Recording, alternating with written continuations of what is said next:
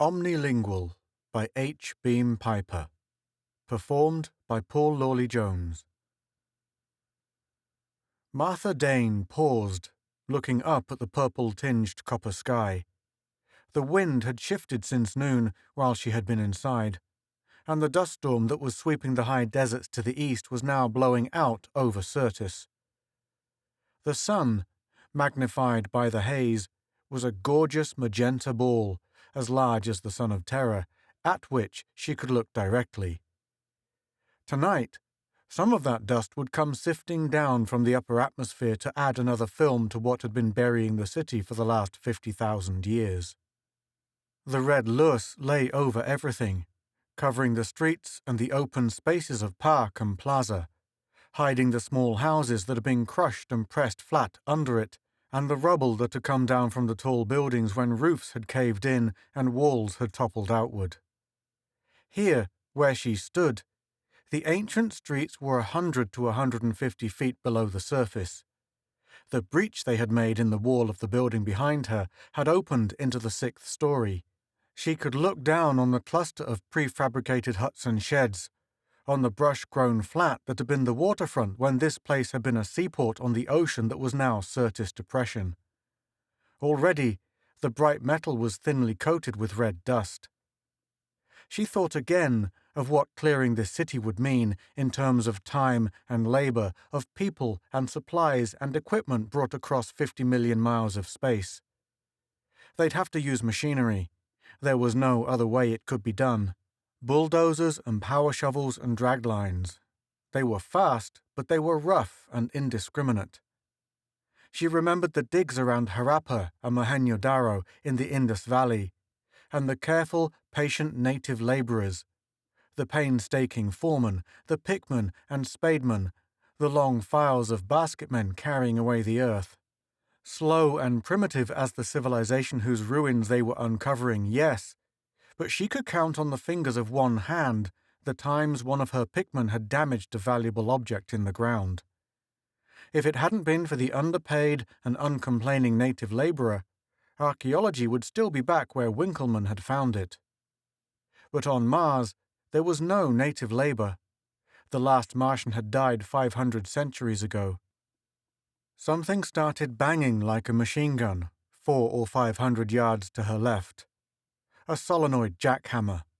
Tony Latimer must have decided which building he wanted to break into next. She became conscious then of the awkward weight of her equipment and began redistributing it, shifting the straps of her oxy-tank pack, slinging the camera from one shoulder and the board and drafting tools from the other, gathering the notebooks and sketchbooks under her left arm. She started walking down the road over hillocks and buried rubble, around snags of wall jutting up out of the loess, past buildings still standing, some of them already breached and explored, and across the brush-grown flat to the huts. There were 10 people in the main office room of Hut 1 when she entered. As soon as she had disposed of her oxygen equipment, she lit a cigarette, her first since noon, then looked from one to another of them. Old Selim von Olmhorst, the Turco-German, one of her 2 fellow archaeologists, sitting at the end of the long table against the farther wall, smoking his big curved pipe and going through a loose-leaf notebook. The girl ordnance officer, Sachiko Koremitsu, between 2 droplights at the other end of the table, her head bent over her work.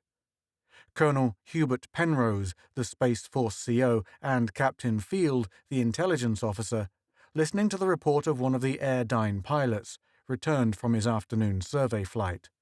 A couple of girl lieutenants from Signals, going over the script of the evening telecast to be transmitted to the Serrano, on orbit 5,000 miles off-planet and relayed from thence to Terra via Luna. Sid Chamberlain, the Trans-Space News serviceman, was with them. Like Selim and herself, he was a civilian. He was advertising the fact with a white shirt and a sleeveless blue sweater. And Major Lindemann, the engineer officer and one of his assistants, arguing over some plans on a drafting board.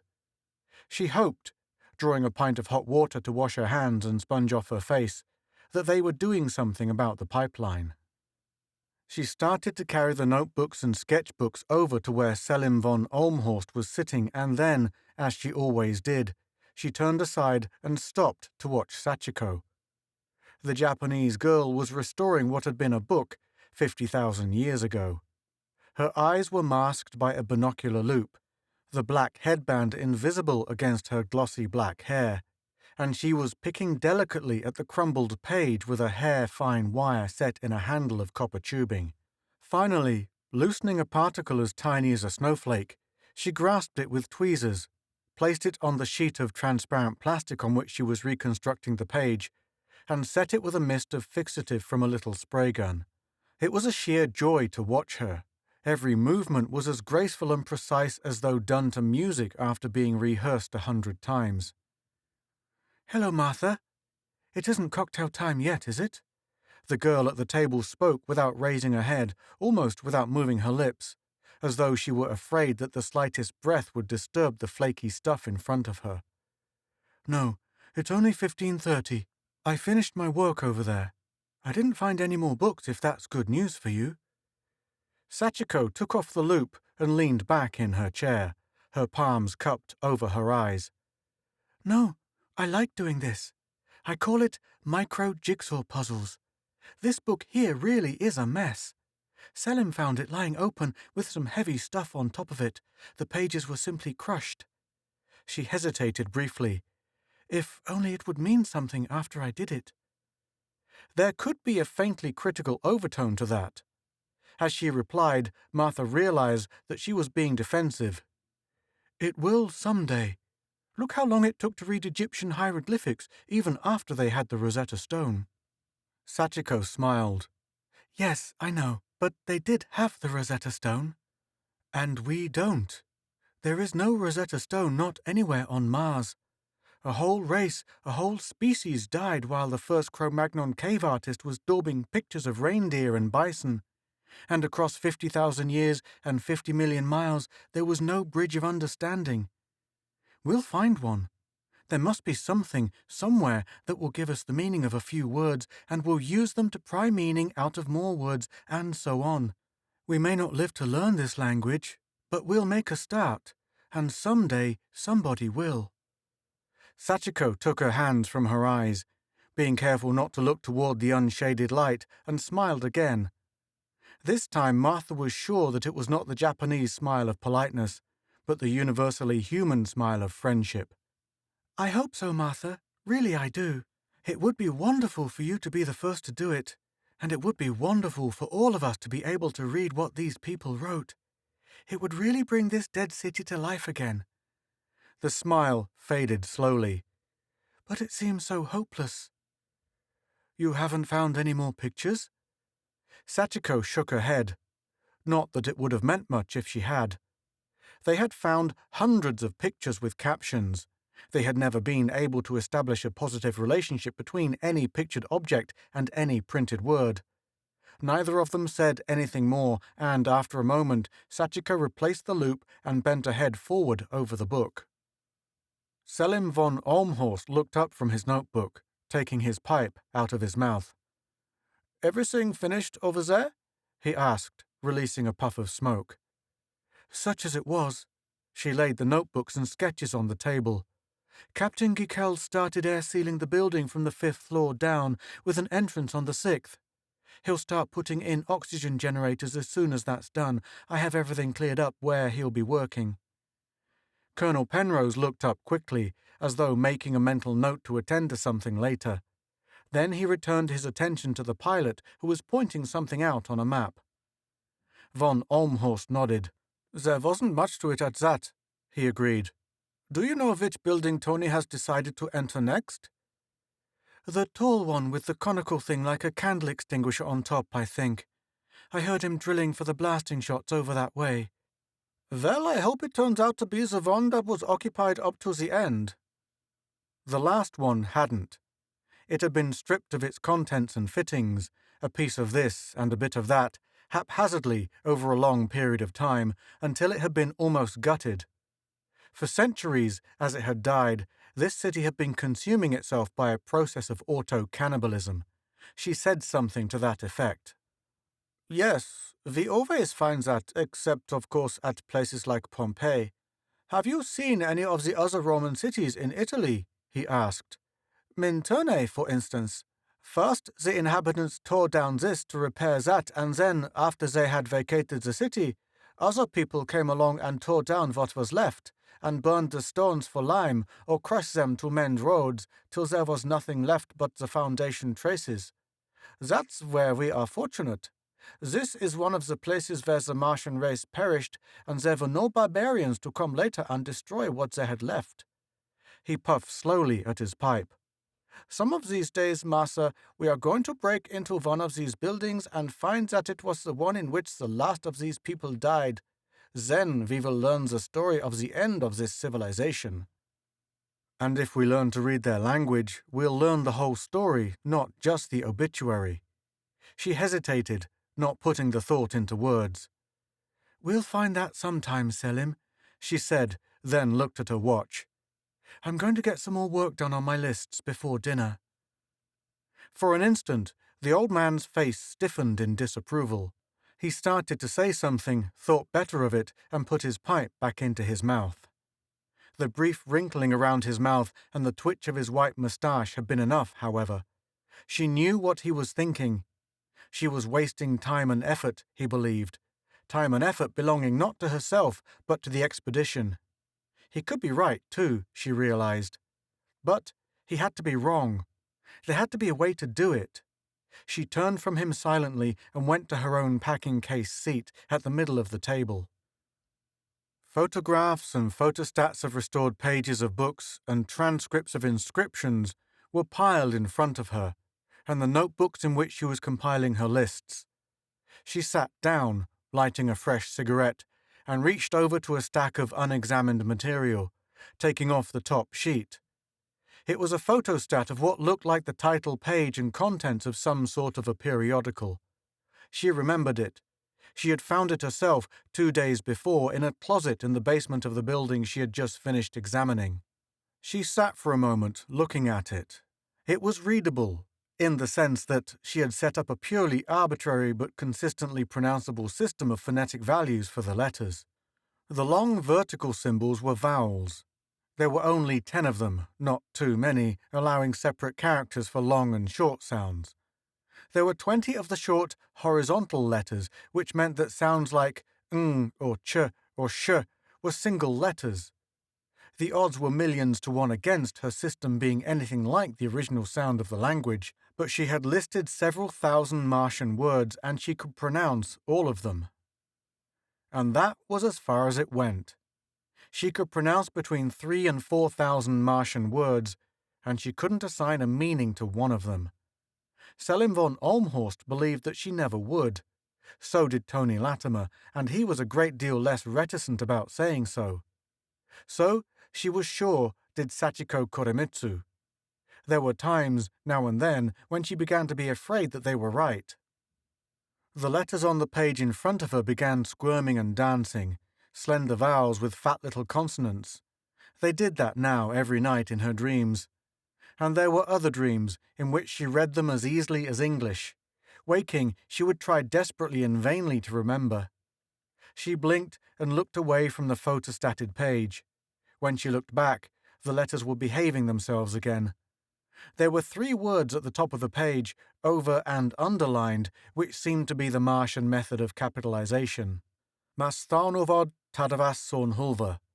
She pronounced them mentally, leafing through her notebooks to see if she had encountered them before and in what contexts. All 3 were listed. In addition, Masthar was a fairly common word, and so was Norvod, and so was Nor, but Vod was a suffix and nothing but a suffix. Davas was a word too, and Ta was a common prefix. Sorn and Hulva were both common words. This language, she had long ago decided, must be something like German. When the Martians had needed a new word, they had just pasted a couple of existing words together. It would probably turn out to be a grammatical horror. Well, they had published magazines, and one of them had been called Mastharnovod Tadavas Sornhulva. She wondered if it had been something like the Quarterly Archaeological Review or something more on the order of sexy stories. A smaller line under the title was plainly the issue number and date. Enough things had been found numbered in series to enable her to identify the numerals and determine that a decimal system of numeration had been used. This was the 1754th issue for Doma 14837. Then Doma must be the name of one of the Martian months. The word had turned up several times before. She found herself puffing furiously on her cigarette as she leafed through notebooks and piles of already examined material. Sachiko was speaking to somebody, and a chair scraped at the end of the table. She raised her head to see a big man with red hair and a red face in Space Force green, with the single star of a major on his shoulder sitting down. Ivan Fitzgerald, the medic. He was lifting weights from a book similar to the one the girl ordnance officer was restoring. "Haven't had time lately," he was saying, in reply to Sachiko's question. "The Finchley girl's still down with whatever it is she has, and it's something I haven't been able to diagnose yet. And I've been checking on bacteria cultures, and in what spare time I have, I've been dissecting specimens for Bill Chandler. Bill's finally found a mammal. Looks like a lizard, and it's only 4 inches long, but it's a real, warm-blooded, gamogenetic placental viviparous mammal. Burrows and seems to live on what pass for insects here." "Is there enough oxygen for anything like that?" Sachiko was asking. "Seems to be, close to the ground." Fitzgerald got the headband of his loop adjusted and pulled it down over his eyes. "He found this thing in a ravine down on the sea bottom. Ha! This page seems to be intact. Now, if I can get it out all in one piece." He went on talking inaudibly to himself, lifting the page a little at a time and sliding one of the transparent plastic sheets under it, working with minute delicacy.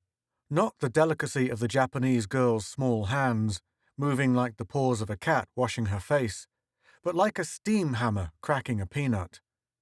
Field archaeology requires a certain delicacy of touch too, but Martha watched the pair of them with envious admiration. Then she turned back to her own work, finishing the table of contents. The next page was the beginning of the first article listed. Many of the words were unfamiliar.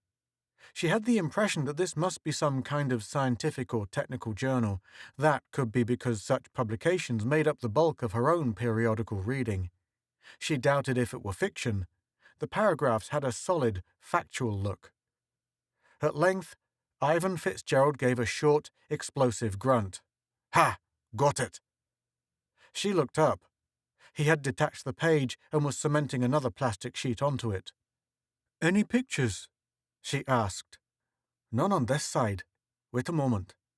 He turned the sheet. "None on this side either." He sprayed another sheet of plastic to sandwich the page, then picked up his pipe and relighted it. "I get fun out of this, and it's good practice for my hands, so don't think I'm complaining," he said. "But, Martha, do you honestly think anybody's ever going to get anything out of this?" Sachiko held up a scrap of the silicone plastic the Martians had used for paper with her tweezers. It was almost an inch square. "Look! 3 whole words on this piece," she crowed. "Ivan, you took the easy book." Fitzgerald wasn't being sidetracked. "That stuff's absolutely meaningless," he continued. "It had a meaning 50,000 years ago, when it was written, but it has none at all now." She shook her head. "Meaning isn't something that evaporates with time," she argued. "It has just as much meaning now as it ever had. We just haven't learned how to decipher it." "That seems like a pretty pointless distinction." Selim von Olmhorst joined the conversation. "There no longer exists a means of deciphering it." "We'll find one." She was speaking, she realized, more in self-encouragement than in controversy. "How? From pictures and captions? We found captioned pictures, and what have they given us? A caption is intended to explain the picture, not the picture to explain the caption. Suppose some alien to our culture found a picture of a man with a white beard and a mustache sawing a billet from a log. He would think the caption meant man sawing wood. How would he know that it was really Wilhelm II in exile at Doorn? Sachiko had taken off her loupe and was lighting a cigarette. I can think of pictures intended to explain their captions, she said. These picture language books, the sort we use in the service. Little line drawings with a word or phrase under them. Well, of course, if we found something like that, von Elmhorst began. Michael Ventris found something like that back in the 50s. Hubert Penrose's voice broke in from directly behind her. She turned her head. The colonel was standing by the archaeologist's table. Captain Field and the Airdyne pilot had gone out. He found a lot of Greek inventories of military stores, Penrose continued. They were in Cretan Linear B script, and at the head of each list was a little picture, a sword or a helmet or a cooking tripod or a chariot wheel. That's what gave him the key to the script. Colonel's getting to be quite an archaeologist, Fitzgerald commented. We're all learning each other's specialities on this expedition. I heard about that long before this expedition was even contemplated. Penrose was tapping a cigarette on his gold case. I heard about that back before the 30 Days' War at intelligence school when I was a lieutenant, as a feat of cryptanalysis, not an archaeological discovery. Yes, cryptanalysis, von Elmhorst pounced. The reading of a known language in an unknown form of writing. Ventris's lists were in the known language, Greek. Neither he nor anybody else ever read a word of the Cretan language until the finding of the Greek-Cretan bilingual in 1963, because only with a bilingual text, one language already known, can an unknown ancient language be learned. And what hope, I ask you, have we of finding anything like that here? Massa, you have been working on these Martian texts ever since we landed here, for the last 6 months. Tell me, have you found a single word to which you can positively assign a meaning? Yes, I think I have one. She was trying hard not to sound too exultant. Doma. It's the name of one of the months of the Martian calendar. Where did you find that? Von Elmhorst asked. And how did you establish... Here. She picked up the photostat and handed it along the table to him. I'd call this the title page of a magazine. He was silent for a moment, looking at it. Yes, I would say so too. Have you any of the rest of it? I'm working on the first page of the first article listed there. Wait till I see. Yes, here's all I found, together, here. She told him where she had gotten it. I just gathered it up at the time and gave it to Geoffrey and Rosita to photostat. This is the first I've really examined it. The old man got to his feet, brushing tobacco ashes from the front of his jacket, and came to where she was sitting, laying the title page on the table and leafing quickly through the stack of photostats. Yes, and here's the second article on page 8, and here's the next one. He finished the pile of photostats. A couple of pages missing at the end of the last article. This is remarkable. Surprising that a thing like a magazine would have survived so long. Well, this silicone stuff the Martian used for paper is pretty durable, Hubert Penrose said. There doesn't seem to have been any water or any other fluid in it originally, so it wouldn't dry out with time. Oh, it's not remarkable that the material would have survived. We've found a good many books and papers in excellent condition, but only a really vital culture, an organized culture, will publish magazines, and this civilization had been dying for hundreds of years before the end. It might have been 1,000 years before the time they died out completely that such activities as publishing ended. Well, look where I found it. In a closet, in a cellar. Tossed in there and forgotten, and then ignored when they were stripping the building. Things like that happen. Penrose had picked up the title page and was looking at it. I don't think there's any doubt about this being a magazine at all. He looked again at the title, his lips moving silently. Mastharnovod Tadavas son Hulva. Wonder what it means. But you're right about the date. Doma seems to be the name of a month. Yes, you have a word, Dr. Dane. Sid Chamberlain, seeing that something unusual was going on, had come over from the table at which he was working. After examining the title page and some of the inside pages, he began whispering into the stenophone he had taken from his belt. Don't try to blow this up to anything big, Sid, she cautioned. All we have is the name of a month, and Lord only knows how long it'll be till we even find out which month it was. Well, it's a start, isn't it? Penrose argued. Grotefend only had the word for king when he started reading Persian cuneiform. But I don't have the word for month, just the name of a month. Everybody knew the names of the Persian kings long before Grotefend. That's not the story, Chamberlain said. What the public back on Terra will be interested in is finding out that the Martians publish magazines just like we do. Something familiar, make the Martians seem more real, more human.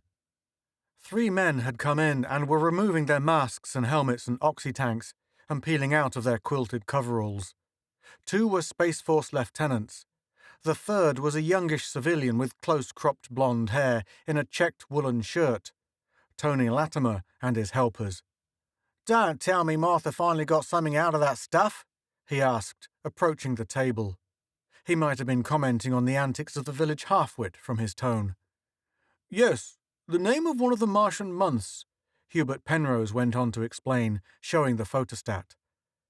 Tony Latimer took it, glanced at it, and dropped it on the table. Sounds plausible, of course, but just an assumption. That word may not be the name of a month at all. Could mean published or authorised or copyrighted or anything like that. Fact is, I don't think it's more than a wild guess that this thing's anything like a periodical. He dismissed the subject and turned to Penrose. I picked out the next building to enter, that tall one with the conical thing on top. It ought to be in pretty good shape inside.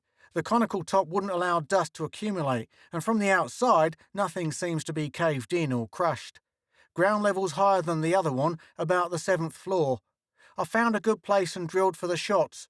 Tomorrow I'll blast a hole in it, and if you can spare some people to help, we can start exploring it right away.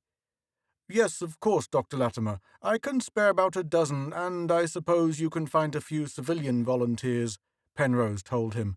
What will you need in the way of equipment?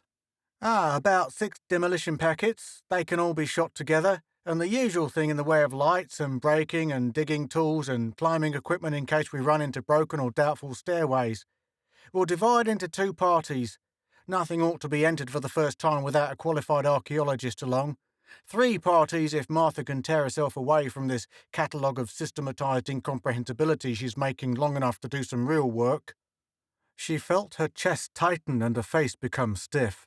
She was pressing her lips together to lock in a furious retort when Hubert Penrose answered for her. Dr. Dane's been doing as much work, and as important work, as you have, he said brusquely. More important work, I'd be inclined to say. Von Olmhorst was visibly distressed.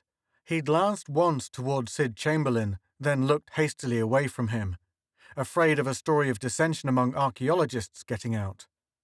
Working out a system of pronunciation by which the Martian language could be transliterated was a most important contribution, he said, and Martha did that almost unassisted. Unassisted by Dr. Latimer, anyway, Penrose added. Captain Field and Lieutenant Koremitsu did some work, and I helped out a little, but 9/10 of it she did herself. Purely arbitrary, Latimer disdained. Why, we don't even know that the Martians could make the same kind of vocal sounds we do. Oh, yes, we do, Ivan Fitzgerald contradicted, safe on his own ground. I haven't seen any actual Martian skulls. These people seem to have been very tidy about disposing of their dead, but from statues and busts and pictures I've seen, I'd say that their vocal organs were identical with our own. Well, grant that. And grant that it's going to be impressive to rattle off the names of Martian notables whose statues we find, and that, if we're ever able to attribute any place names, they'll sound a lot better than this horse doctor's Latin the old astronomers splashed all over the map of Mars, Latimer said. What I object to is her wasting time on this stuff, of which nobody will ever be able to read a word if she fiddles around with those lists till there's another 100 feet of Lewis in this city, when there's so much real work to be done and we're as short-handed as we are. That was the first time that had come out in just so many words. She was glad Latimer had said it and not Selim von Olmhorst. What you mean, she retorted, is that it doesn't have the publicity value that digging up statues has. For an instant, she could see that the shot had scored. Then Latimer, with a side glance at Chamberlain, answered, What I mean is, you're trying to find something that any archaeologist, yourself included, should know doesn't exist. I don't object to your gambling your professional reputation and making a laughingstock of yourself. What I object to is that the blunders of one archaeologist discredit the whole subject in the eyes of the public. That seemed to be what worried Latimer most. She was framing a reply when the communication outlet whistled shrilly and then squawked. Cocktail time. 1 hour to dinner. Cocktails in the library. Hut 4. The library, which was also lounge, recreation room and general gathering place, was already crowded. Most of the crowd was at the long table topped with sheets of glass-like plastic that had been wall panels out of one of the ruined buildings. She poured herself what passed, here, for a martini, and carried it over to where Selim von Olmhorst was sitting alone. For a while, they talked about the building they had just finished exploring, then drifted into reminiscences of their work on Terra, von Olmhorst's in Asia Minor with the Hittite Empire, and hers in Pakistan, excavating the cities of the Harappa civilization. They finished their drinks. The ingredients were plentiful, alcohol and flavoring extracts synthesized from Martian vegetation, and von Olmhorst took the 2 glasses to the table for refills. You know, Massa, he said when he returned, Tony was right about one thing. You are gambling your professional standing and reputation. It's against all archaeological experience that a language so completely dead as this one should be deciphered. There was a continuity between all the other ancient languages. By knowing Greek, Champollion learned to read Egyptian. By knowing Egyptian, Hittite was learned. That's why you and your colleagues have never been able to translate the Harappa hieroglyphics. No such continuity exists there. If you insist that this utterly dead language can be read, your reputation will suffer for it. I heard Colonel Penrose say once that an officer who's afraid to risk his military reputation seldom makes much of a reputation. It's the same with us. If we really want to find things out, we have to risk making mistakes. And I'm a lot more interested in finding things out than I am in my reputation. She glanced across the room to where Tony Latimer was sitting with Gloria Standish, talking earnestly, while Gloria sipped one of the counterfeit martinis and listened. Gloria was the leading contender for the title of Miss Mars 1996, if you liked big bosomy blondes. But Tony would have been just as attentive to her if she'd looked like the Wicked Witch in The Wizard of Oz, because Gloria was the Pan-Federation telecast system commentator with the expedition. I know you are, the old Turco-German was saying. That's why, when they asked me to name another archaeologist for this expedition, I named you. He hadn't named Tony Latimer. Latimer had been pushed onto the expedition by his university. There'd been a lot of high-level string-pulling to that. She wished she knew the whole story. She'd managed to keep clear of universities and university politics. All her digs had been sponsored by non-academic foundations or art museums. You have an excellent standing, much better than my own at your age. That's why it disturbs me to see you jeopardizing it by this insistence that the Martian language can be translated. I can't really see how you can hope to succeed. She shrugged and drank some more of her cocktail, then lit another cigarette. It was getting tiresome to try to verbalize something she only felt. Neither do I now, but I will. Maybe I'll find something like the picture book Sachiko was talking about. A child's primer, maybe. Surely they had things like that. And if I don't, I'll find something else. We've only been here 6 months. I can wait the rest of my life if I have to, but I'll do it sometime. I can't wait so long, von Olmhorst said. The rest of my life will only be a few years, and when the Schiaparelli orbit's in, I'll be going back to Terra on the Serrano. I wish you wouldn't. This is a whole new world of archaeology. Literally. Yes.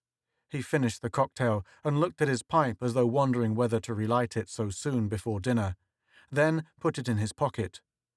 A whole new world. But I've grown old, and it isn't for me. I've spent my life studying the Hittites. I can speak the Hittite language, though maybe King Muwatallis wouldn't be able to understand my modern Turkish accent. But the things I'd have to learn here, chemistry, physics, engineering, how to run analytic tests on steel girders and beryllo silver alloys and plastics and silicones. I'm more at home with the civilizations that rode in chariots and fought with swords and was just learning how to work iron. Mars is for young people. This expedition is a cadre of leadership, not only the Space Force people, who'll be the commanders of the main expedition, but us scientists, too. And I'm just an old cavalry general who can't learn to command tanks and aircraft. You'll have time to learn about Mars. I won't.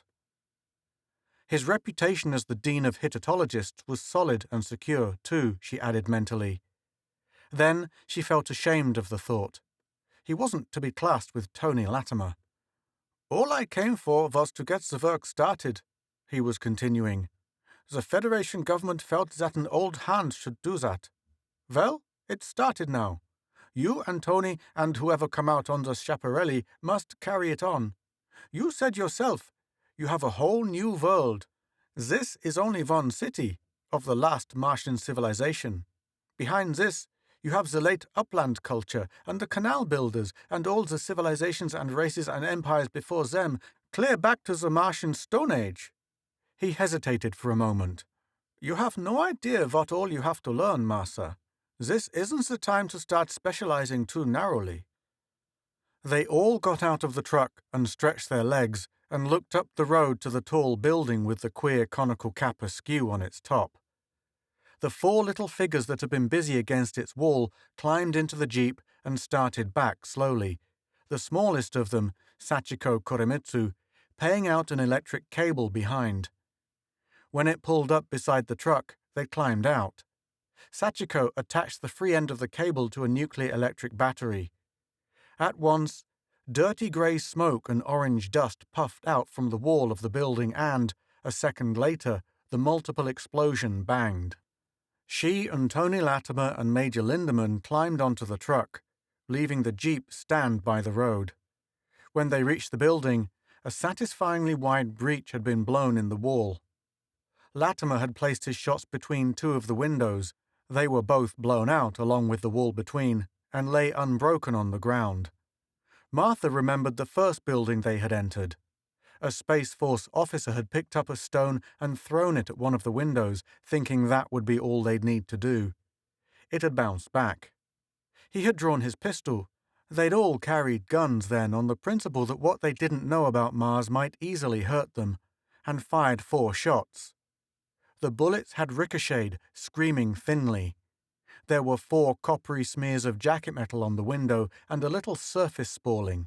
Somebody had tried a rifle. The 4000 FS bullet had cracked the glass-like pane without penetrating. An oxyacetylene torch had taken an hour to cut the window out.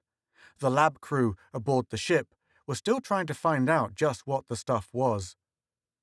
Tony Latimer had gone forward and was sweeping his flashlight back and forth, swearing petulantly, his voice harshened and amplified by his helmet speaker.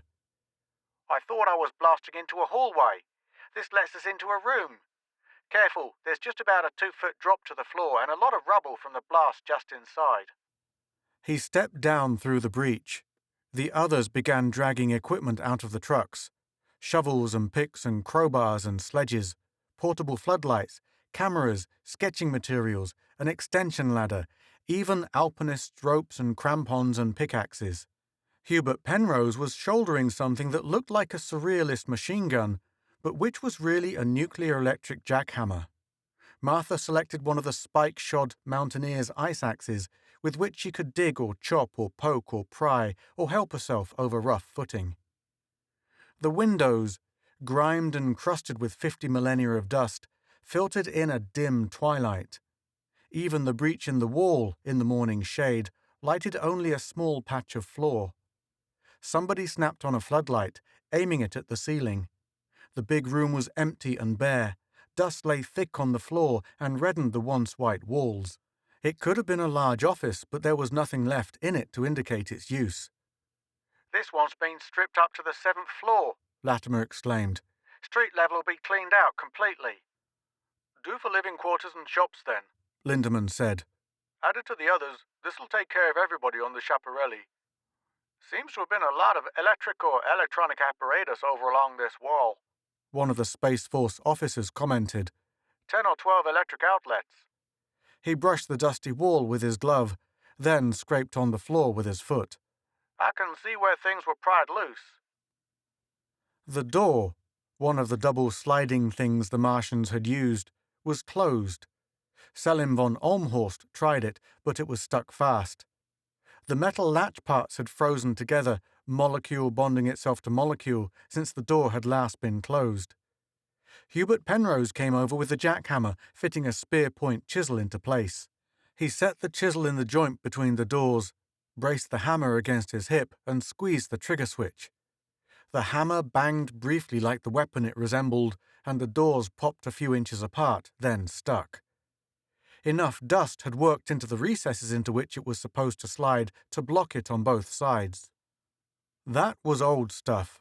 They ran into that every time they had to force a door, and they were prepared for it. Somebody went outside and brought in a power jack, and finally one of the doors inched back to the door jamb. That was enough to get the lights and equipment through. They all passed from the room to the hallway beyond. About half the other doors were open. Each had a number and a single word, Darth Hulver, over it.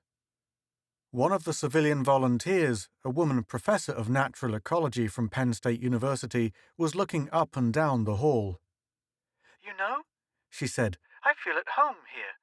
I think this was a college of some sort, and these were classrooms. That word up there, that was the subject taught or the department. And those electronic devices, all where the class would face them, audiovisual teaching aids. A 25-story university? Latimer scoffed. Why, a building like this would handle 30,000 students. Maybe there were that many. This was a big city in its prime, Martha said, moved chiefly by a desire to oppose Latimer. Yes, but think of the snafu in the halls every time they changed classes. It'd take half an hour to get everybody back and forth from one floor to another. He turned to von Olmhorst. I'm going up above this floor. This place has been looted clean up to here, but there's a chance there may be something above, he said. I'll stay on this floor at present, the Turco-German replied. There will be much coming and going and dragging things in and out. We should get this completely examined and recorded first. Then Major Lindemann's people can do their worst here. Well, if nobody else wants it, I'll take the downstairs, Martha said. I'll go along with you, Hubert Penrose told her. If the lower floors have no archaeological value, we'll turn them into living quarters. I like this building. It'll give everybody room to keep out from under everybody else's feet. He looked down the hall. We ought to find escalators at the middle. The hallway, too, was thick underfoot with dust. Most of the open rooms were empty, but a few contained furniture, including small seat desks. The original proponent of the university theory pointed these out as just what might be found in classrooms. There were escalators up and down on either side of the hall, and more on the intersecting passage to the right. That's how they handle the students between classes, Martha commented. And I'll bet there are more ahead, there. They came to a stop where the hallway ended at a great square central hall. There were elevators there on two of the sides, and 4 escalators still usable as stairways. But it was the walls and the paintings on them that brought them up short and staring. They were clouded with dirt. She was trying to imagine what they must have looked like originally, and at the same time estimating the labor that would be involved in cleaning them. But they were still distinguishable, as was the word Darth Hulver, in golden letters above each of the 4 sides. It was a moment before she realized, from the murals, that she had at last found the meaningful Martian word. They were vast historical panorama, clockwise around the room. A group of skin-clad savages squatting around a fire, hunters with bows and spears carrying a carcass of an animal slightly like a pig, nomads riding long-legged, graceful mounts like hornless deer, peasants sowing and reaping, mud-walled hut villages and cities, processions of priests and warriors, battles with swords and bows, and with cannon and muskets, galleys, and ships with sails, and ships without visible means of propulsion, and aircraft. Changing costumes and weapons and machines and styles of architecture. A richly fertile landscape gradually merging into barren deserts and bushlands. The time of the great planet-wide drought. The canal builders, men with machines recognizable as steam shovels and derricks, digging and quarrying and driving across the empty plains with aqueducts. More cities, seaports on the shrinking oceans, dwindling, half-deserted cities, an abandoned city with 4 tiny humanoid figures and a thing like a combat car in the middle of a brush-grown plaza, they and their vehicle dwarfed by the huge lifeless buildings around them. She had not the least doubt. Darth Hulver was history. Wonderful, Von Olmhorst was saying. The entire history of this race. Why, if the painter depicted appropriate costumes and weapons and machines for each period, and got the architecture right, we can break the history of this planet into eras and periods and civilizations. You can assume they're authentic. The faculty of this university would insist on authenticity in the Darth Hulver History Department, She said. Yes, Darth Hulver History. And your magazine was a journal of Sorn Hulver, Penrose exclaimed. You have a word, Martha. It took her an instant to realize that he had called her by her first name and not Dr. Dane. She wasn't sure if that weren't a bigger triumph than learning a word of the Martian language, or a more auspicious start. Alone, I suppose that Hulver means something like science or knowledge or study.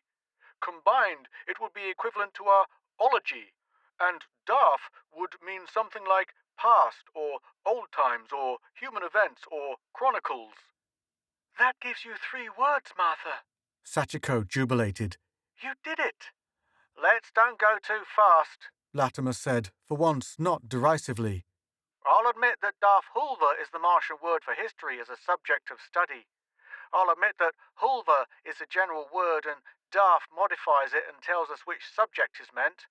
But as for assigning specific meanings, we can't do that because we don't know just how the Martians thought, scientifically or otherwise.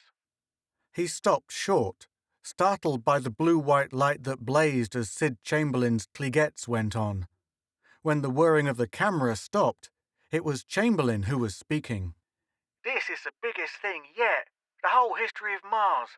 Stone Age to the end, all on 4 walls. I'm taking this with the fast shutter, but will telecast it in slow motion from the beginning to the end. Tony, I want you to do the voice for it, running commentary, interpretation of each scene as it's shown. Would you do that? Would he do that? Martha thought. If he had a tail, he'd be wagging it at the very thought. Well, there ought to be more murals on the other floors, she said. Who wants to come downstairs with us? Sachiko did, immediately. Ivan Fitzgerald volunteered. Sid decided to go upstairs with Tony Latimer, and Gloria Standish decided to go upstairs too. Most of the party would remain on the 7th floor to help Selim von Olmhorst get it finished. After poking tentatively at the escalator with the spike of her ice axe, Martha led the way downward. The 6th floor was Darth Hulver too, military and technological history from the character of the murals. They looked around the central hall and went down to the 5th. It was like the floors above, except that the big quadrangle was stacked with dusty furniture and boxes. Ivan Fitzgerald, who was carrying the floodlight, swung it slowly around. Here the murals were of heroic-sized Martians, so human in appearance as to seem members of her own race, each holding some object, a book or a test tube or some bit of scientific apparatus, and behind them were scenes of laboratories and factories, flame and smoke, lightning flashes. The word at the top of each of the 4 walls was one with which she was already familiar, Sornhulver. Hey, Martha, there's that word, Ivan Fitzgerald exclaimed. The one in the title of your magazine. He looked at the paintings. Chemistry or physics? Both, Hubert Penrose considered. I don't think the Martians made any sharp distinction between them. See? The old fellow with the scraggly whiskers must be the inventor of the spectroscope. He has one in his hands, and he has a rainbow behind him. And the woman in the blue smock beside him worked in organic chemistry.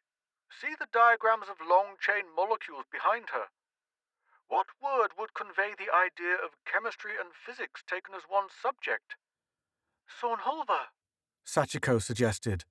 If Hulva's something like science, Sorn must mean matter or substance or physical object. You were right all along, Martha. A civilization like this would certainly leave something like this. That would be self-explanatory. This'll wipe a little more of that superior grin off Tony Latimer's face, Fitzgerald was saying as they went down the motionless escalator to the floor below. Tony wants to be a big shot. When you want to be a big shot, you can't bear the possibility of anybody else being a bigger big shot. And whoever makes a start on reading this language will be the biggest big shot archaeology ever saw. That was true. She hadn't thought of it in that way before, and now she tried not to think about it. She didn't want to be a big shot. She wanted to be able to read the Martian language and find things out about the Martians. 2 escalators down, they came out on a mezzanine around a wide central hall on the street level, the floor 40 feet below them and the ceiling 30 feet above. Their lights picked out object after object below. A huge group of sculptured figures in the middle, some kind of a motor vehicle jacked up on trestles for repairs, things that looked like machine guns and autocannon, long tables, tops littered with a dust-covered miscellany, machinery, boxes and crates and containers. They made their way down and walked among the clutter, missing 100 things for every one they saw, until they found an escalator to the basement. There were 3 basements, one under another, until at last they stood at the bottom of the last escalator, on a bare concrete floor, swinging the portable floodlight over stacks of boxes and barrels and drums, and heaps of powdery dust. The boxes were plastic. Nobody had ever found anything made of wood in the city, and the barrels and drums were of metal or glass or some glass-like substance. They were outwardly intact. The powdery heaps might have been anything organic or anything containing fluid. Down here, where wind and dust could not reach, evaporation had been the only force of destruction after the minute life that caused putrefaction had vanished. They found refrigeration rooms too, and using Martha's ice axe and the pistol-like vibrotool Sachiko carried on her belt, they pounded and pried one open to find desiccated piles of what had been vegetables and leathery chunks of meat. Samples of that stuff, rocketed up to the ship, would give a reliable estimate, by radiocarbon dating, of how long ago this building had been occupied. The refrigeration unit, radically different from anything their own culture had produced, had been electrically powered. Sachiko and Penrose, poking into it, found the switches still on. The machine had only ceased to function when the power source, whatever that had been, had failed. The middle basement had also been used, at least toward the end, for storage. It was cut in half by a partition pierced by but one door. They took half an hour to force this, and were on the point of sending above for heavy equipment when it yielded enough for them to squeeze through. Fitzgerald, in the lead with the light, stopped short, looked around, and then gave a groan that came through his helmet speaker like a foghorn. Oh, no. No. What's the matter, Ivan? Sachiko, entering behind him, asked anxiously. He stepped aside. Look at it, Sachi. Are we going to have to do all that? Martha crowded through behind her friend and looked around, then stood motionless, dizzy with excitement. Books. Case on case of books. Half an acre of cases, 15 feet to the ceiling. Fitzgerald and Penrose, who had pushed in behind her, were talking in rapid excitement. She only heard the sound of their voices, not their words. This must be the main stacks of the university library, the entire literature of the vanished race of Mars. In the center, down an aisle between the cases, she could see the hollow square of the librarian's desk, and stairs and a dumb waiter to the floor above. She realized that she was walking forward with the others toward this. Sachiko was saying, I'm the lightest. Let me go first. she must be talking about the spidery metal stairs. I'd say they were safe, Penrose answered. The trouble we've had with doors around here shows that the metal hasn't deteriorated. In the end, the Japanese girl led the way, more cat-like than ever in her caution.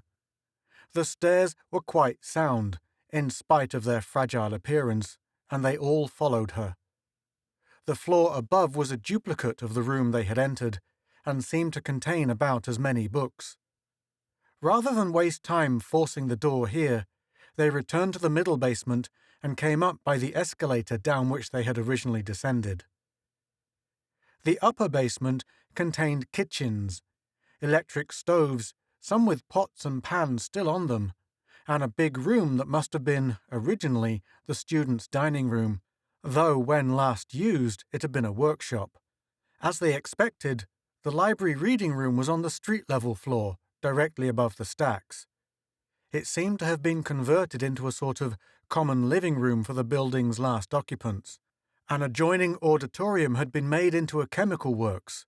There were vats and distillation apparatus, and a metal fractioning tower that extended through a hole knocked in the ceiling 70 feet above. A good deal of plastic furniture of the sort they had been finding everywhere in the city was stacked about, some of it broken up, apparently for reprocessing. The other rooms on the street floor seemed also to have been devoted to manufacturing and repair work. A considerable industry, along a number of lines, must have been carried on here for a long time after the university had ceased to function as such. On the second floor, they found a museum. Many of the exhibits remained, tantalizingly half visible in grimed glass cases. There had been administrative offices there, too. The doors of most of them were closed, and they did not waste time trying to force them, but those that were open had been turned into living quarters. They made notes and rough floor plans to guide them in future more thorough examination. It was almost noon before they had worked their way back to the 7th floor. Selim von Olmhorst was in a room on the north side of the building, sketching the position of things before examining them and collecting them for removal. He had the floor checkerboarded with a grid of chalked lines, each numbered. We have everything on this floor photographed, he said. I have 3 gangs, all the floodlights I have, sketching and making measurements. At the rate we're going, with time out for lunch, we'll be finished by the middle of the afternoon. You've been working fast. Evidently you aren't being high church about a qualified archaeologist entering rooms first, Penrose commented. Ach, childishness, the old man exclaimed impatiently. These officers of yours aren't fools. All of them have been to intelligence school and criminal investigation school. Some of the most careful amateur archaeologists I ever knew were retired soldiers or policemen. But there isn't much work to be done. Most of the rooms are either empty or like this one. A few bits of furniture and broken trash and scraps of paper. Did you find anything down on the lower floors? Well, yes, Penrose said, a hint of mirth in his voice.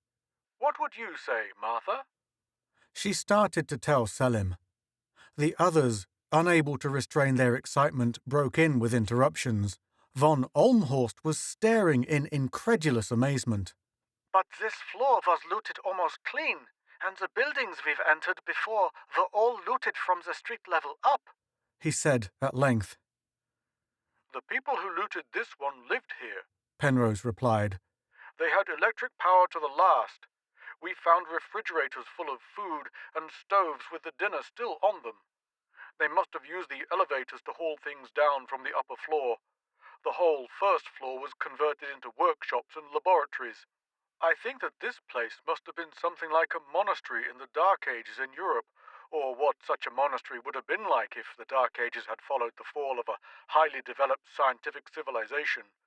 For one thing, we found a lot of machine guns and light autocannons on the street level, and all the doors were barricaded. The people here were trying to keep a civilization running after the rest of the planet had gone back to barbarism. I suppose they'd have to fight off raids by the barbarians now and then. You're not going to insist on making this building into expedition quarters, I hope, Colonel? Von Olmhorst asked anxiously. Oh no, this place is an archaeological treasure house. More than that. From what I saw, our technicians can learn a lot here. But you'd better get this floor cleaned up as soon as you can, though. I'll have the subsurface part, from the 6th floor down, air-sealed. Then we'll put in oxygen generators and power units and get a couple of elevators into service. For the floors above, we can use temporary air sealing floor by floor and portable equipment. When we have things atmosphered and lighted and heated, you and Martha and Tony Latimer can go to work systematically and in comfort, and I'll give you all the help I can spare from the other work. This is one of the biggest things we've found yet. Tony Latimer and his companions came down to the 7th floor a little later. I don't get this at all, he began as soon as he joined them. This building wasn't stripped the way the others were. Always the procedure seems to have been to strip from the bottom up, but they seem to have stripped the top floors first here. All but the very top. I found out what a conical thing is, by the way. It's a wind rotor, and under it there's an electric generator. This building generated its own power. What sort of condition are the generators in? Penrose asked. Well, everything's full of dust that blew in under the rotor, of course, but it looks to be in pretty good shape. Hey, I'll bet that's it. They had power, so they used the elevators to haul stuff down. That's just what they did. Some of the floors above here don't seem to have been touched, though. He paused momentarily. Back of his oxymask, he seemed to be grinning. I don't know that I ought to mention this in front of Martha, but 2 floors above, we hit a room. It must have been the reference library for one of the departments. That had close to 500 books in it. The noise that interrupted him, like the squawking of a Brobdingnagian parrot, was only Ivan Fitzgerald laughing through his helmet speaker. Lunch at the huts was a hasty meal with a gabble of full-mouthed and excited talking.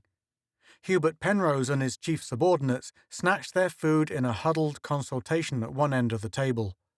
In the afternoon, work was suspended on everything else, and the 50-odd men and women of the expedition concentrated their efforts on the university.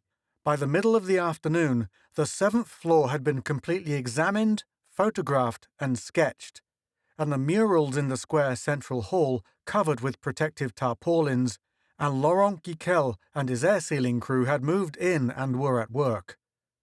It had been decided to seal the central hall at the entrances. It took the French-Canadian engineer most of the afternoon to find all the ventilation ducts and plug them. An elevator shaft on the north side was found reaching clear to the 25th floor. This would give access to the top of the building. Another shaft from the center would take care of the floors below. Nobody seemed willing to trust the ancient elevators themselves. It was the next evening before a couple of cars and the necessary machinery could be fabricated in the machine shops aboard the ship and sent down by landing rocket. By that time, the air sealing was finished, the nuclear electric energy converters were in place, and the oxygen generators set up.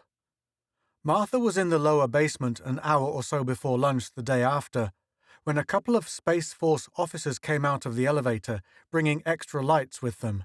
She was still using oxygen equipment.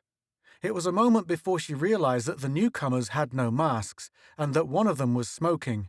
She took off her own helmet speaker, throat mic, and mask, and unslung her tank pack, breathing cautiously. The air was chilly, and musty acrid with the odor of antiquity, the first Martian odor she had smelled. But when she lit a cigarette, the lighter flamed clear and steady, and the tobacco caught and burned evenly. The archaeologists, many of the other civilian scientists, a few of the Space Force officers, and the 2 news correspondents, Sid Chamberlain and Gloria Standish, moved in that evening, setting up cots in vacant rooms. They installed electric stoves and a refrigerator in the old library reading room, and put in a bar and lunch counter. For a few days, the place was full of noise and activity. Then, gradually, the Space Force people and all but a few of the civilians returned to their own work. There was still the business of air sealing the more habitable of the buildings already explored, and fitting them up in readiness for the arrival, in a year and a half, of the 500 members of the main expedition.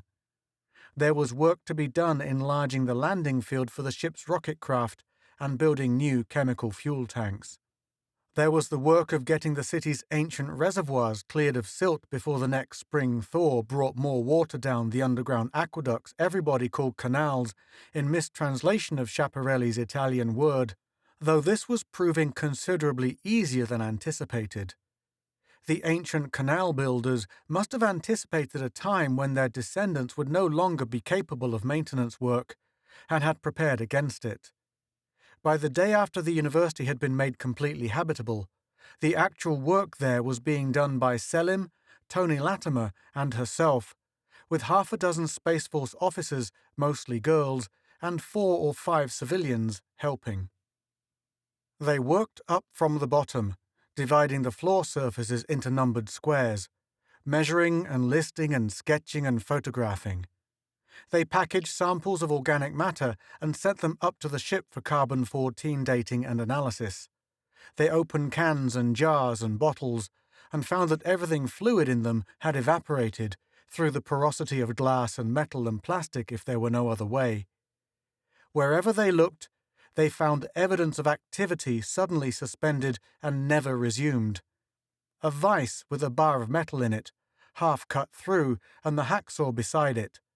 Pots and pans with hardened remains of food in them, a leathery cut of meat on a table with a knife ready at hand, toilet articles on washstands, unmade beds, the bedding ready to crumble at a touch, but still retaining the impress of the sleeper's body, papers and writing materials on desks, as though the writer had gotten up, meaning to return and finish in a 50,000-year-ago moment.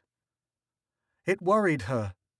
Irrationally, she began to feel that the Martians had never left this place, that they were still around her, watching disapprovingly every time she picked up something they had laid down. They haunted her dreams now instead of their enigmatic writing.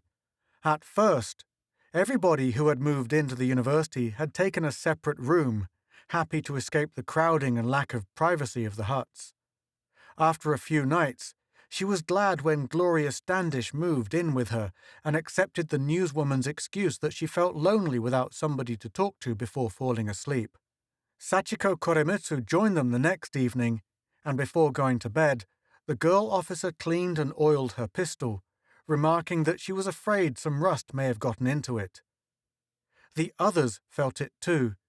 Selim von Olmhorst developed the habit of turning quickly and looking behind him, as though trying to surprise somebody or something that was stalking him. Tony Latimer, having a drink at the bar that had been improvised from the librarian's desk in the reading room, set down his glass and swore. "You know what this place is? It's an archaeological Marie Celeste," he declared. "It was occupied right up to the end. We've all seen the shifts these people used to keep a civilization going here, but what was the end? What happened to them? Where'd they go?" "You didn't expect them to be waiting out front, with a red carpet and a big banner. Welcome Terrans, did you, Tony?" Gloria Standish asked. "No, of course not. They've all been dead for 50,000 years. But if they were the last of the Martians, why haven't we found their bones at least? Who buried them after they were dead?" He looked at the glass, a bubble-thin goblet found, with hundreds of others like it, in a closet above, as though debating with himself whether to have another drink. Then he voted in the affirmative and reached for the cocktail pitcher. "And every door on the old ground level is either barred or barricaded from the inside. How did they get out, and why did they leave?" The next day, at lunch, Sachiko Koremitsu had the answer to the second question. 4 or 5 electrical engineers had come down by rocket from the ship, and she had been spending the morning with them in oxymasks at the top of the building. "Tony, I thought you said those generators were in good shape," she began, catching sight of Latimer. "They aren't. They're in the most unholy mess I ever saw. What happened up there was that the supports of the wind rotor gave way, and weight snapped the main shaft and smashed everything under it." "Well, after 50,000 years you can expect something like that," Latimer retorted. "When an archaeologist says something's in good shape, he doesn't necessarily mean it'll start as soon as you shove a switch in." You didn't notice that it happened when the power was on, did you? One of the engineers asked, nettled at Latimer's tone. Well, it was. Everything's burned out or shorted or fused together. I saw one bus bar 8 inches across melted clean in two. It's a pity we didn't find things in good shape, even archaeologically speaking. I saw a lot of interesting things in advance of what we're using now. But it'll take a couple of years to get everything sorted out and figure what it looked like originally. Did it look as though anybody's made any attempt to fix it? Martha asked. Sachiko shook her head. They must have taken one look at it and given up. I don't believe there would have been any possible way to repair anything. Well, that explains why they left. They needed electricity for lighting and heating, and all their industrial equipment was electrical. They had a good life here, with power. Without it, this place wouldn't have been habitable. Then why did they barricade everything from the inside? And how did they get out? Latimer wanted to know. To keep other people from breaking in and looting. Last man out probably barred the last door and slid down a rope from upstairs, von Olmhorst suggested. This Houdini trick doesn't worry me too much. We'll find out eventually. Yes, about the time Martha starts reading Martian, Latimer scoffed. That may just be when we'll find out, von Olmhorst replied seriously. It wouldn't surprise me if they left something in writing when they evacuated this place. Are you really beginning to treat this pipe dream of hers as a serious possibility, Selim? Latimer demanded. I know, it would be a wonderful thing, but wonderful things don't happen just because they're wonderful. Only because they're possible, and this isn't. Let me quote that distinguished Hittitologist, Johann Friedrich. Nothing can be translated out of nothing. All that later but not less distinguished Hittitologist, Selim von Olmhorst. Where are you going to get your bilingual? Friedrich lived to see the Hittite language deciphered and read, von Olmhorst reminded him. Yes, when they found the Hittite Assyrian bilinguals. Latimer measured a spoonful of coffee powder into his cup and added hot water. Martha, you ought to know, better than anybody, how little chance you have. You've been working for years in the Indus Valley. How many words of Harappa have you or anybody else ever been able to read? We never found a university with a 500,000-volume library at Harappa or Mohenjo-Daro. And the first day we entered this building, we established meanings for several words, Selim von Olmhorst added. And you've never found another meaningful word since, Latimer added. And you're only sure of general meaning, not specific meaning of word elements. And you have a dozen different interpretations for each word. We made a start, von Olmhorst maintained. We have Grotfen's word for king, but I'm going to be able to read some of those books over there if it takes me the rest of my life here. It probably will, anyhow. You mean you've changed your mind about going home on the Serrano? Martha asked. You'll stay on here? The old man nodded. I can't leave this. There's too much to discover. The old dog will have to learn a lot of new tricks, but this is where my work will be from now on. Latimer was shocked. You're nuts, he cried. You mean you're going to throw away everything you've accomplished in Hittitology and start all over again here on Mars? Martha, if you've talked him into this crazy decision, you're a criminal. Nobody talked me into anything, von Olmhorst said roughly. And as for throwing away what I've accomplished in Hittitology, I don't know what the devil you're talking about. Everything I know about the Hittite Empire is published and available to anybody. Hittitology's like Egyptology. It stopped being research and archaeology and became scholarship and history. And I'm not a scholar or a historian. I'm a pick-and-shovel field archaeologist, a highly skilled and specialized grave robber and junk picker. And there's more pick-and-shovel work on this planet than I could do in 100 lifetimes. This is something new. I was a fool to think I could turn my back on it and go back to scribbling footnotes about Hittite kings. You could have anything you wanted in Hittitology. There are a dozen universities that sooner have you than a winning football team.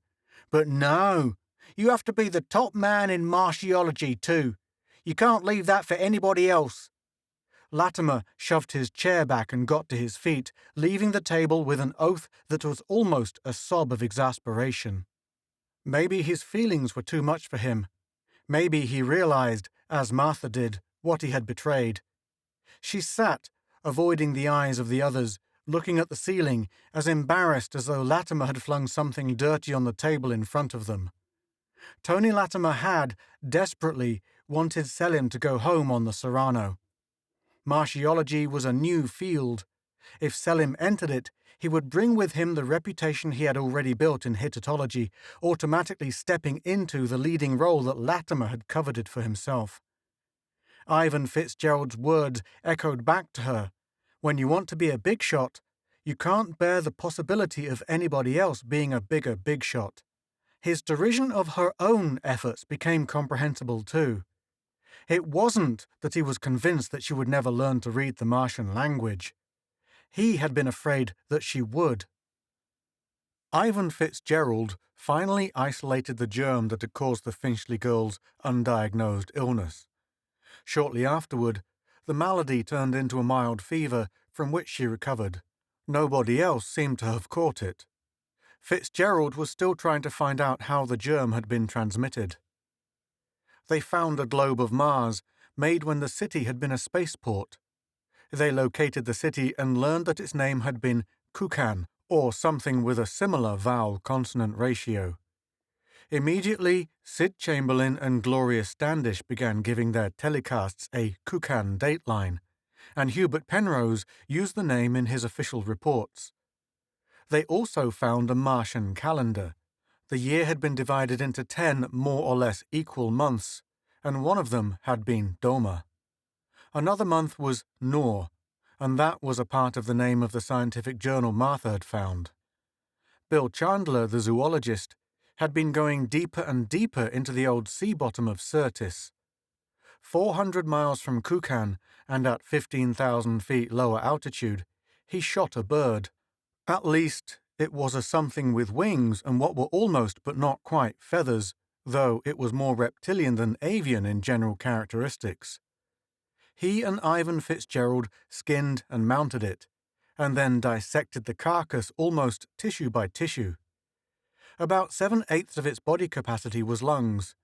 It certainly breathed air containing at least half enough oxygen to support human life, or 5 times as much as the air around Kukan.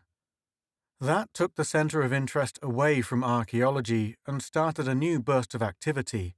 All the expedition's aircraft, 4 jetticopters and 3 wingless air-dyne reconnaissance fighters, were thrown into intensified exploration of the lower sea bottoms, and the bioscience boys and girls were wild with excitement and making new discoveries on each flight. The university was left to Selim and Martha and Tony Latimer, the latter keeping to himself while she and the old Turco-German worked together. The civilian specialists in other fields and the Space Force people who had been holding tape lines and making sketches and snapping cameras were all flying to lower Syrtis to find out how much oxygen there was and what kind of life it supported. Sometimes Sachiko dropped in. Most of the time she was busy helping Ivan Fitzgerald dissect specimens. They had 4 or 5 species of what might loosely be called birds, and something that could easily be classed as a reptile, and a carnivorous mammal the size of a cat with bird-like claws, and a herbivore almost identical with the pig-like thing in the big Darth Hulva mural, and another like a gazelle with a single horn in the middle of its forehead. The high point came when one party, at 30,000 feet below the level of Kukan, found breathable air. One of them had a mild attack of soroche and had to be flown back for treatment in a hurry, but the others showed no ill effects. The daily newscasts from Terra showed a corresponding shift in interest at home. The discovery of the university had focused attention on the dead past of Mars. Now the public was interested in Mars as a possible home for humanity. It was Tony Latimer who brought archaeology back into the activities of the expedition and the news at home. Martha and Selim were working in the museum on the 2nd floor, scrubbing the grime from the glass cases, noting contents, and grease-penciling numbers. Latimer and a couple of Space Force officers were going through what had been the administrative offices on the other side. It was one of these, a young second lieutenant, who came hurrying in from the mezzanine, almost bursting with excitement. "Hey, Martha, Dr. von Olmhorst," he was shouting. "Where are you? Tony's found the Martians." Selim dropped his rag back in the bucket. She laid her clipboard on top of the case beside her. "Where? There?" they asked together. "Over on the north side." The lieutenant took hold of himself and spoke more deliberately. "Little room, back of one of the old faculty offices, conference room. It was locked from the inside and we had to burn it down with a torch. That's where they are, 18 of them, around a long table." Gloria Standish, who had dropped in for lunch, was on the mezzanine, fairly screaming into a radiophone extension. "Dozen and a half of them. Well, of course they're dead. What a question. They look like skeletons covered with leather. No, I do not know what they died of. Well, forget it. I don't care if Bill Chandler's found a 3-headed hippopotamus. Sid, don't you get it? We've found the Martians." She slammed the phone back on its hook, rushing away ahead of them. Martha remembered the closed door. On the first survey, they hadn't attempted opening it. Now it was burned away at both sides and lay, still hot along the edges, on the floor of the big office room in front. A floodlight was on in the room inside, and Latimer was going around looking at things while a Space Force officer stood by the door. The center of the room was filled by a long table. In armchairs around it sat the 18 men and women who had occupied the room for the last 50 millennia. There were bottles and glasses on the table in front of them, and, had she seen them in a dimmer light, she would have thought that they were merely dozing over their drinks. One had a knee hooked over his chair arm and was curled in fetus-like sleep.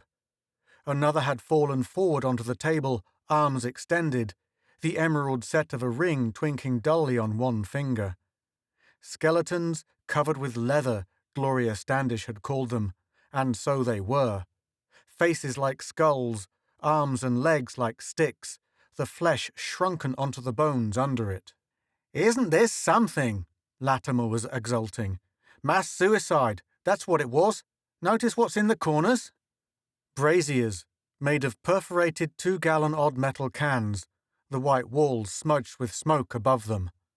Von Olmhorst had noticed them at once and was poking into one of them with his flashlight. "Yes, charcoal. I noticed a quantity of it around a couple of hand forges in the shop on the first floor. That's why you had so much trouble breaking in. They'd sealed the room on the inside." He straightened and went around the room until he found a ventilator and peered into it. "Stuffed with rags. They must have been all that were left here. Their power was gone, and they were old and tired, and all around them their world was dying.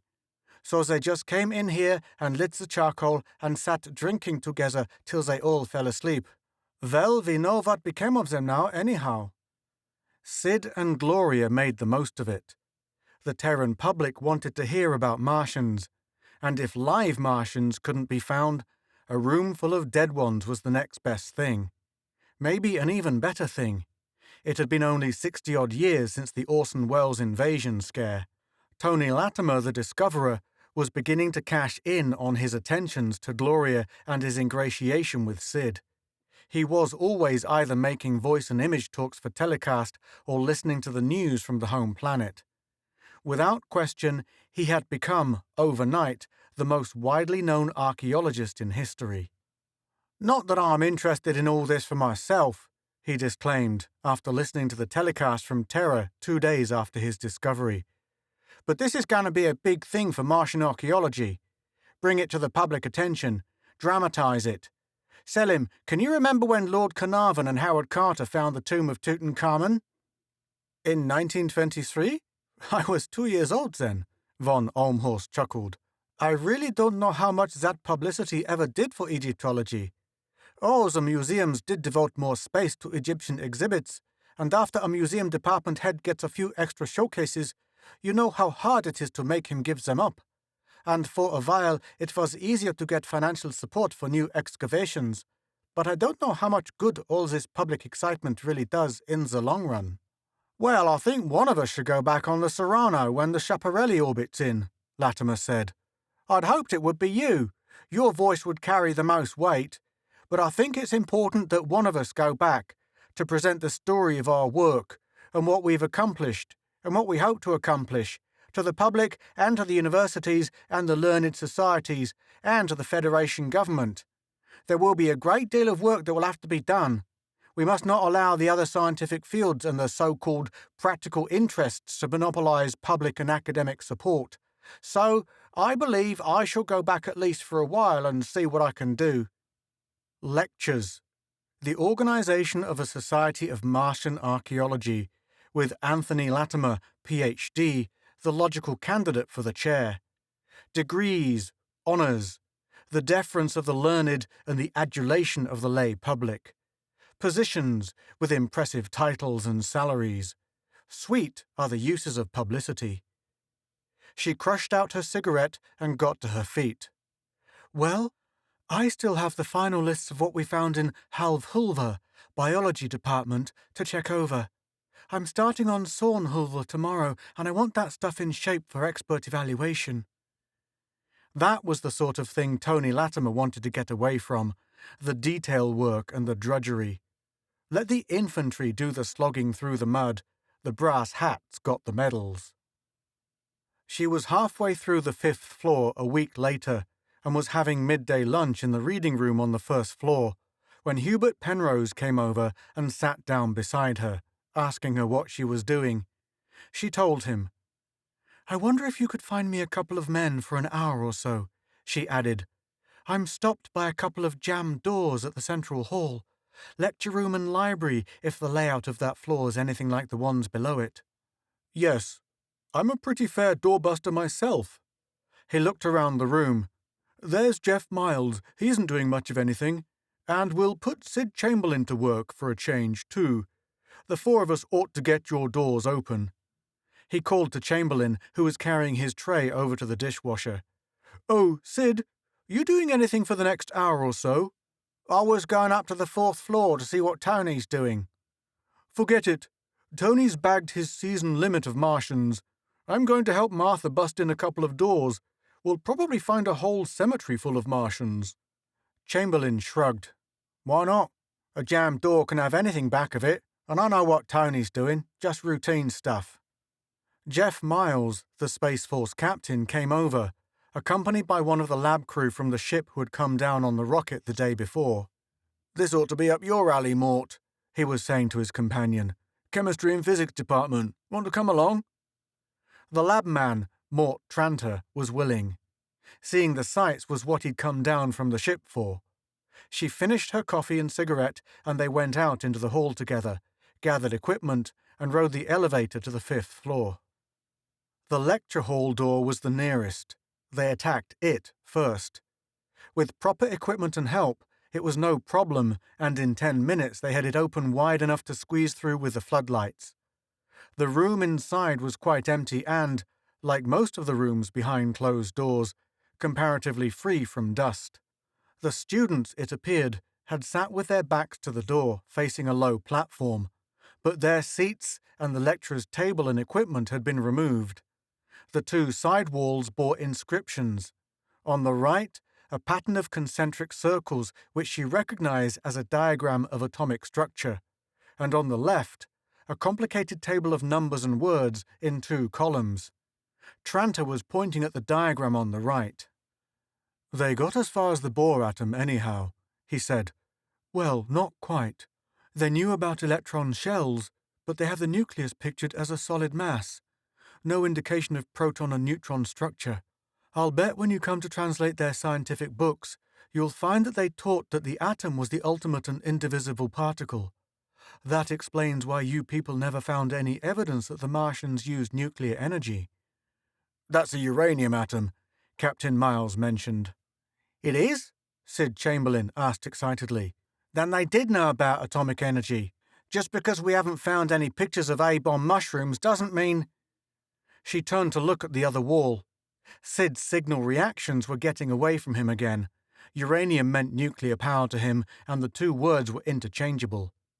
As she studied the arrangement of the numbers and words, she could hear Tranter saying, Nuts, Sid. We knew about uranium a long time before anybody found out what could be done with it. Uranium was discovered on Terra in 1789 by Klaproth. There was something familiar about the table on the left wall. She tried to remember what she'd been taught in school about physics and what she had picked up by accident afterward. The second column was a continuation of the first. There were 46 items in each item numbered consecutively. Probably use uranium because it's the largest of the natural atoms, Penrose was saying. The fact that there's nothing beyond it there shows that they hadn't created any of the transuranics. A student could go to that thing and point out the outer electron of any of the 92 elements. 92. That was it. There were 92 items in the table on the left wall. Hydrogen was number 1, she knew. 1. Sarfaldsorn. Helium was 2. That was Tirfaldsorn. She couldn't remember which element came next, but in Martian it was Sarfaldavas. Sorn must mean matter or substance then. And Davas? She was trying to think of what it could be. She turned quickly to the others, catching hold of Hubert Penrose's arm with one hand and waving her clipboard with the other. Look at this thing over here, she was clamoring excitedly. Tell me what you think it is. Could it be a table of the elements? They all turned to look. Mort Tranter stared at it for a moment. Could be. If I only knew what those squiggles meant. That was right. He'd spent his time aboard the ship. If you could read the numbers, would that help? She asked, beginning to set down the Arabic digits and their Martian equivalents. It's decimal system, the same as we use. Sure. If that's a table of elements, all I'd need would be the numbers. Thanks, he added as she tore off the sheet and gave it to him. Penrose knew the numbers and was ahead of him. 92 items, numbered consecutively. The first number would be the atomic number, then a single word, the name of the element, then the atomic weight. She began reading off the names of the elements. I know hydrogen and helium. What's Tirfaldavas, the third one? Lithium, Tranter said. The atomic weights aren't run out past the decimal point. Hydrogen's 1 plus, if that double hook dingus is a plus sign. Helium's 4 plus. That's right.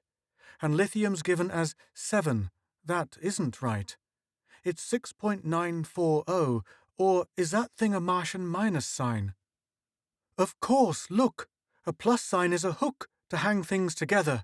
A minus sign is a knife to cut something off from something else. See, the little loop is the handle, and the long pointed loop is the blade. Stylized, of course, but that's what it is. And the fourth element, Kiradavas, what's that? Beryllium. Atomic weight given as 9 and a hook. Actually, it's 9.02. Sid Chamberlain had been disgruntled because he couldn't get a story about the Martians having developed atomic energy. It took him a few minutes to understand the newest development, but finally it dawned on him. Hey, you're reading that? He cried. You're reading Martian. That's right, Penrose told him. Just reading it right off.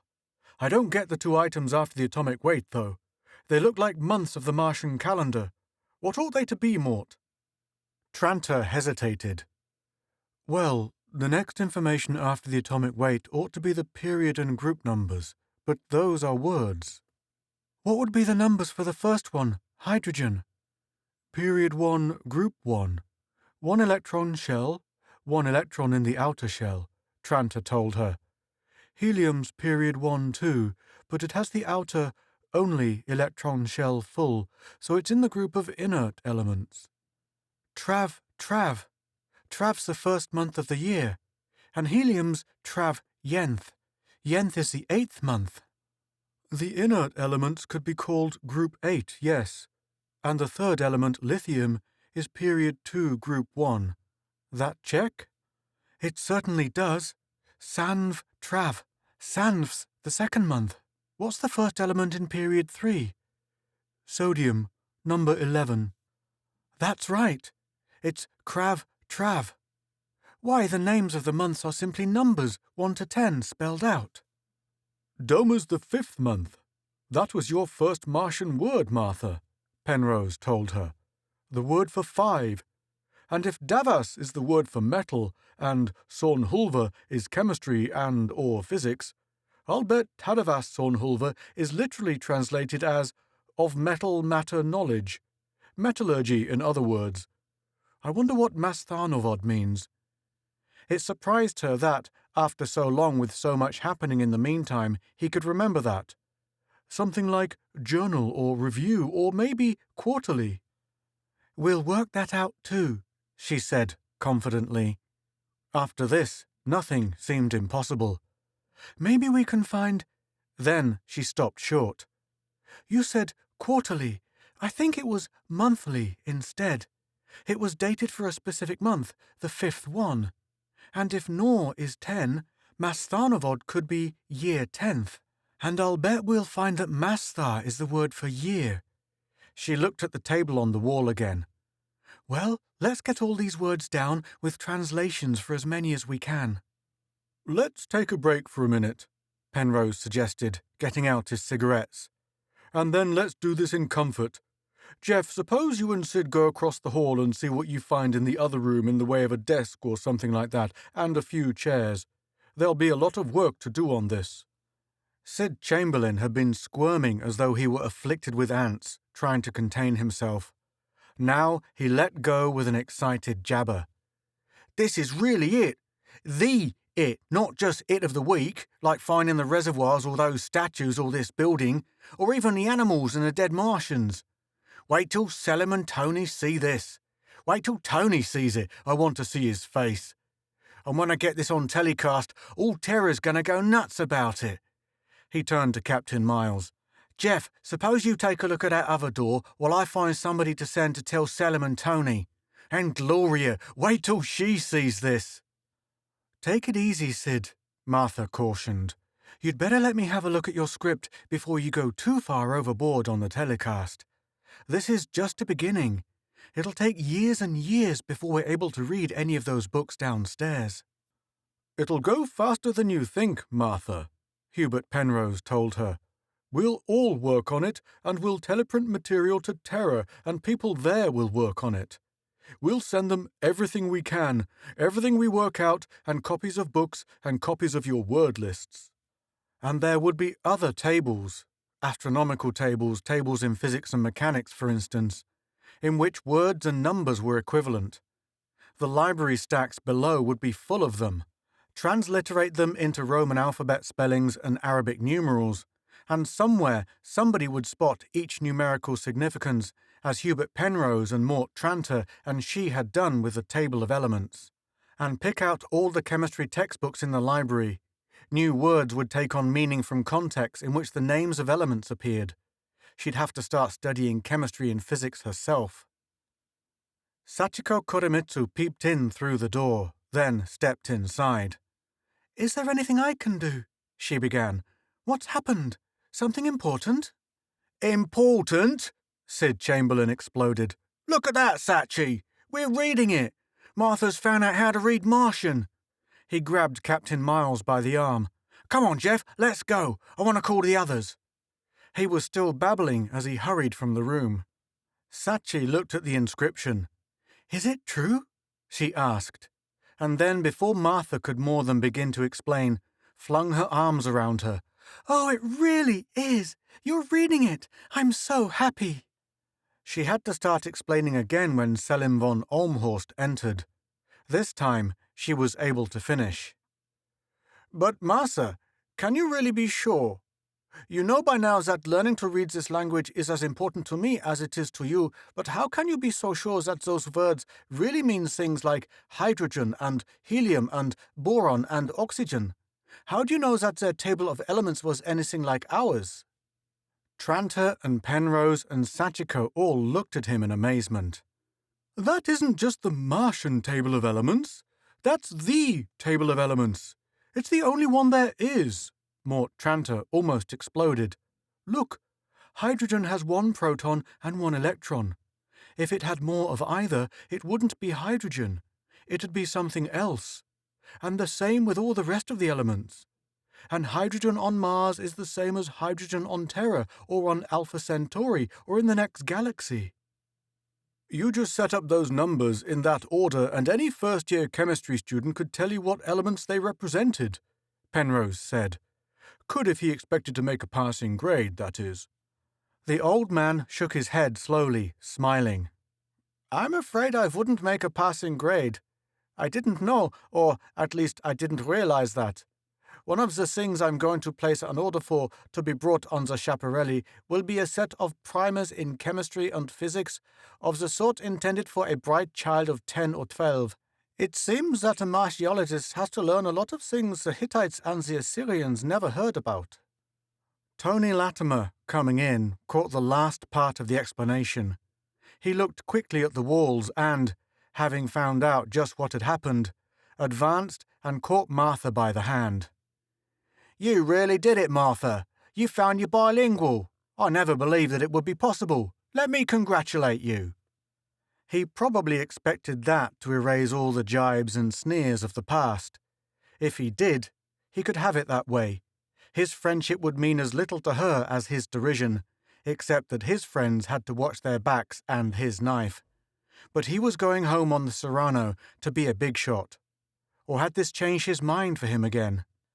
This is something we can show the world, to justify any expenditure of time and money on Martian archaeological work.